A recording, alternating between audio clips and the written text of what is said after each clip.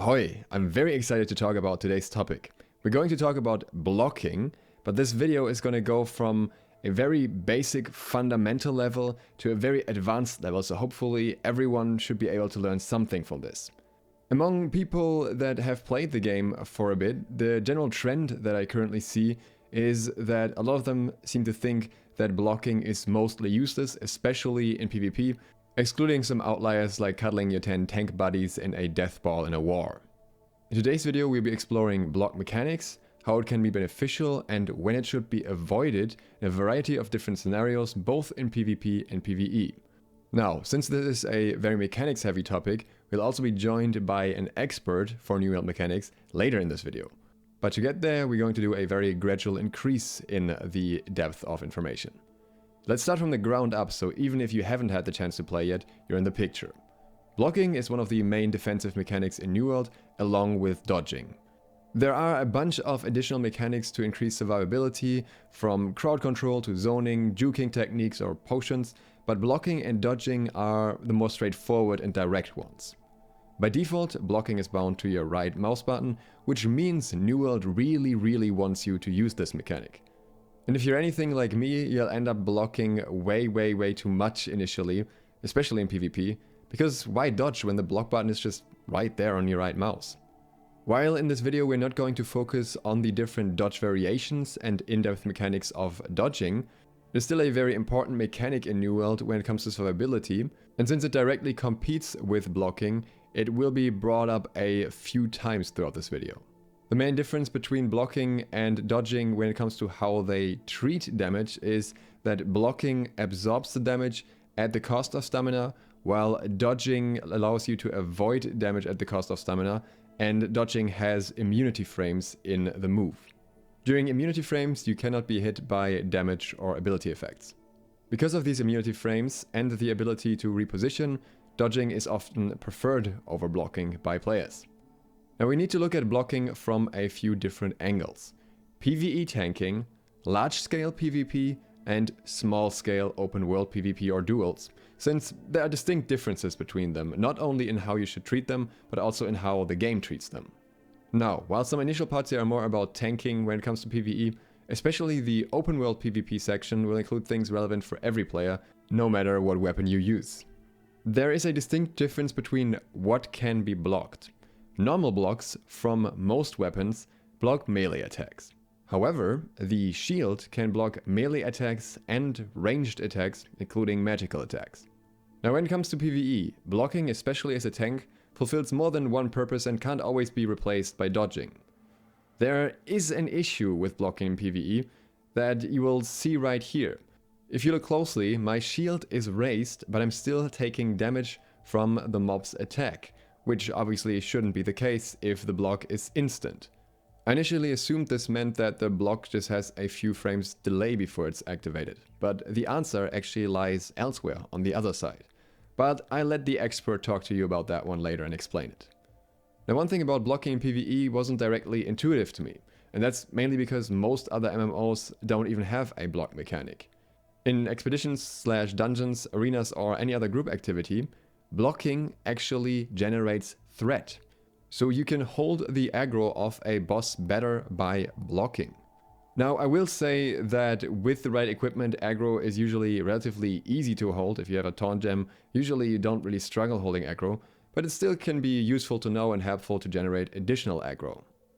Blocking also allows you to stay in healer area of effects.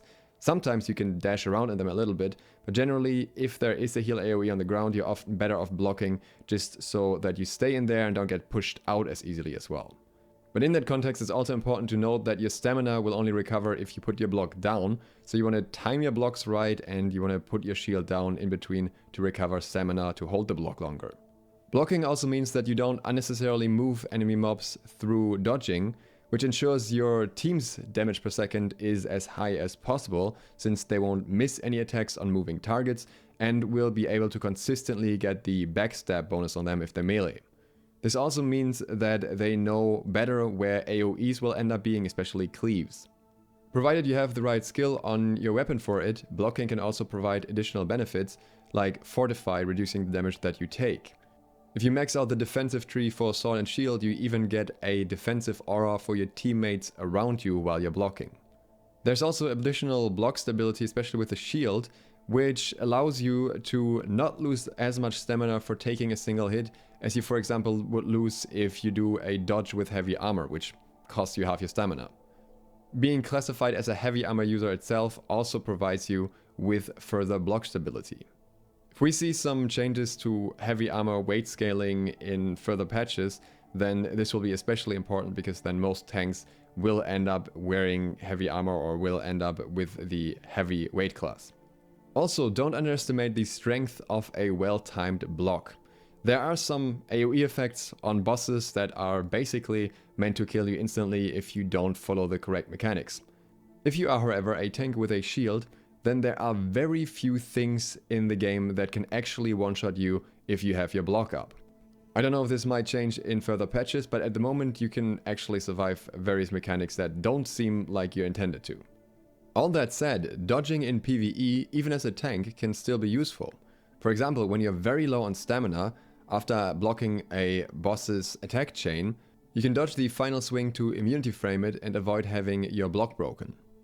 Moving on to large-scale PvP, blocking while holding or capturing points can simply be necessary as a frontline. That's because you won't be able to immunity frame everything, you want to stay in the healing areas, and you want to be able to hold your ground and not get knocked off them. Since large-scale PvP also tends to be more laggy, at least so far, it can be much harder to dodge correctly for immunity frames, especially when in big clusters. Blocking can be a fallback here, especially for those who have shields, because you can also block projectiles. Outpost Rush specifically also still has some PvE mini-bosses that need to be tanked. In small-scale skirmishes, the same rules as for open-world PvP apply, so we're gonna move on to that now. In open-world PvP or in duels, you will generally see that high-level players tend to block less. They will often do a roll into a block, where they just dodge or roll first, and then block after, or they will sometimes go from a block into a roll to avoid an attack, just to be sure that they won't get hit by something, and generally use it as animation cancels, but you won't very frequently see someone holding block. That's just for beginners like me.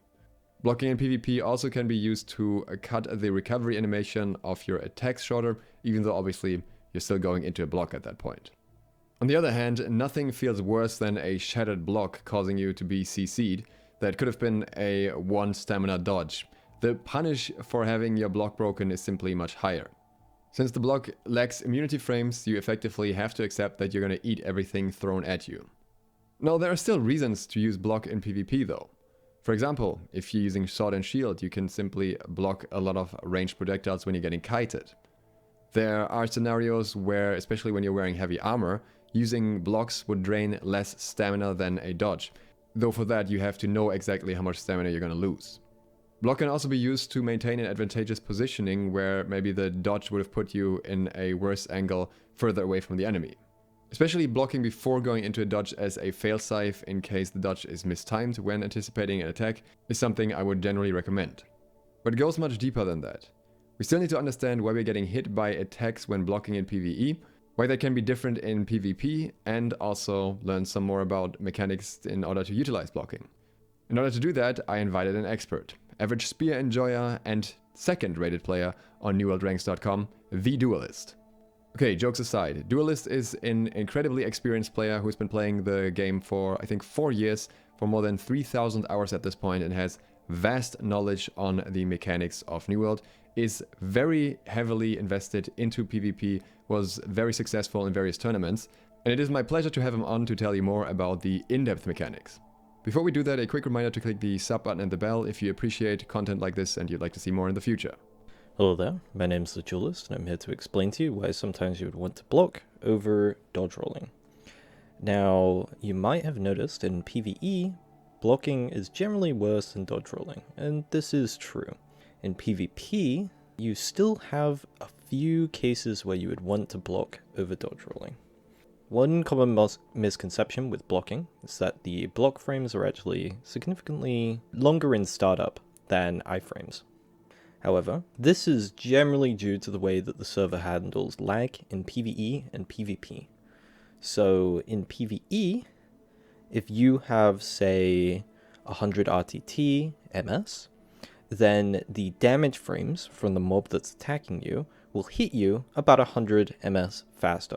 So the damage frames will actually come out sooner, which is why if you're lagging or playing across regions, it's very difficult to either block or dodge roll, and especially almost impossible to iframe attacks in PvE with stuff like evade. However, in PvP, what you will notice is that the way they handle lags and latency issues with their networking is that they will try to front load it, so you'll miss the beginning startup frames in an animation.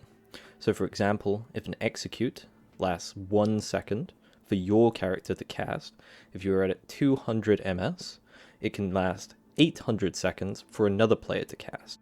And if you slow down the recordings and you look at it frame by frame, what you'll notice is the beginning part of the animation will be sped up either 2, 3, 4, 5 times, or it will just straight up be skipped, but you'll still get the same damage frames, which means relying on stuff like sounds for when to block or dodge in PvP isn't very consistent. However, relying on looking at the ending parts of the animation or the particular player that you're fighting, you'll eventually learn their connection to the server and exactly when you should be able to dodge and block.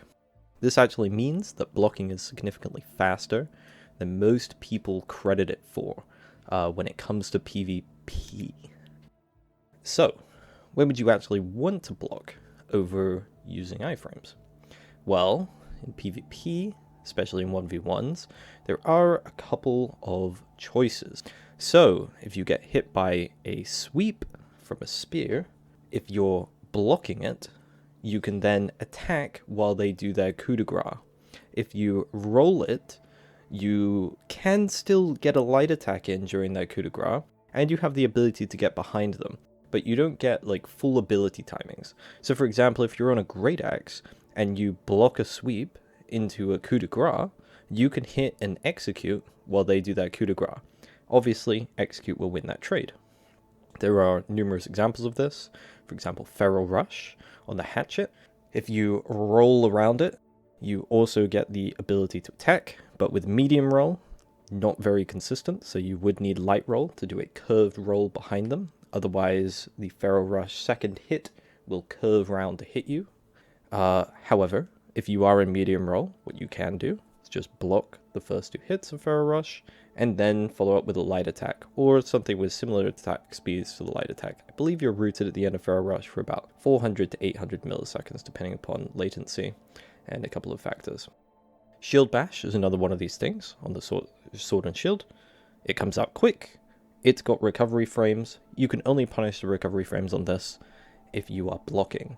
Shield Rush is very similar, although it should be noted that if you get hit by a Shield Rush like this, you will be slowed even if you block it. Same thing goes for like Leaping Strike, etc. With the cooldown reduction on hit, or it's on reverse stab now. But there are abilities where if you block them, you'll still proc the cooldown reductions, etc. Reap is a good example of this. So Reap, you can get hit by the first hit and then dodge out of the second hit, but what people don't know is you can also block the first hit and then they can't exit the animation for the second hit of Reap. So you can hit them with whatever you want. If you're a spear user versus a great axe, like they Reap you and you block that first hit of Reap, that's a guaranteed vault kick into a sweep, into a skewer, however you want to play spear. These are the important things that you need to use. However, again, it should be noted, some weapons not always that worth to block because there are a lot of perks and even item perks that will make it more difficult for you. So for example, on the Great Axe, if you block one of the Great Axe attacks, if they've got the specific perk, they'll get empowered for quite a long time. I believe it's either 10 or 20 seconds. And there are jewelry perks that will increase the amount of stamina damage that you deal, as well as perks down the strength tree that increase the amount of stamina damage that you deal. So before you go into blocking in PvP, especially in 1vx scenarios or in group combat, you really need to have a good idea of the system, and a good idea of what you should and shouldn't block. Right? That's everything from me. Huge thanks once again to TheeDuelist for helping me out with this. You can check him out both on YouTube and Twitch. The links will be down below, in the description, in the pinned comment, and up above somewhere. He streams very frequently and is usually very happy to answer questions. Just make sure to tell him Duke said that Hammer Musket is the new meta. At this point, I hope all of you have learned something new, be it for PvE or for PvP. If you did, please consider subscribing and clicking the bell. Videos like this take a ton of time to do, and I hope that the results are worth it, and I hope it's something informative for you. And I will, of course, bring you more in-depth guides, but also more basic guides now for the beta in the future. If you're watching this video shortly after it came out, I will be live streaming on my second YouTube channel right now. The link will be up above as well, so you can stop by there and ask any questions you want regarding New World or anything else. In the future, my streams will likely be on Twitch, which I also linked down below, but I want to test the YouTube streaming for another reason. With that, thank you once again for your huge support on my New World content, especially to those of you who share or rewatch the videos for the algorithm bonus points, and again a huge thanks to TheeDuelist for coming on for this. Thank you for watching, and I hope to see you for the next one soon. SLOTH, out.